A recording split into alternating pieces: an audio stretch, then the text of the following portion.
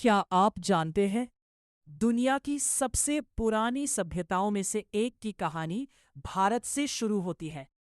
एक ऐसी धरती जहां से ज्ञान, युद्ध, साम्राज्य और आजादी की सबसे बड़ी कहानियां जन्मी। आइए 2 मिनट में जानते हैं भारत का पूरा इतिहास। करीब 5000 साल पहले भारत में सिंधु घाटी सभ्यता का जन्म हुआ। यह दुनिया की सबसे विकसित सभ्यताओं में से एक थी, जहां शहर, नालियां और व्यापार पहले से मौजूद थे। इसके बाद आए वेदों का युग, जहां ज्ञान, संस्कृति और धर्म की नींव रखी गई। फिर भारत में कई शक्तिशाली राज्य बने।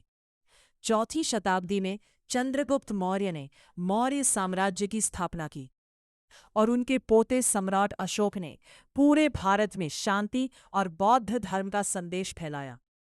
समय बीतता गया और भारत में गुप्त साम्राज्य का उदय हुआ।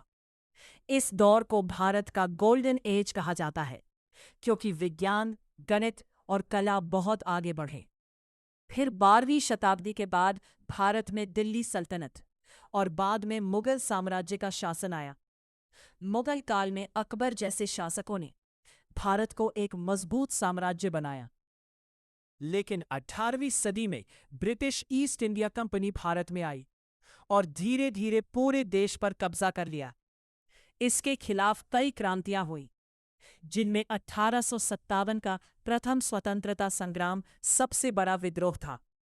आखिरकार लंबे संघर्ष के बाद महात्मा गांधी, भगत सिंह और सुभाष चंद्र बोस जैसे वीरों के बलिदान से भारत की स्वतंत्रता मिली।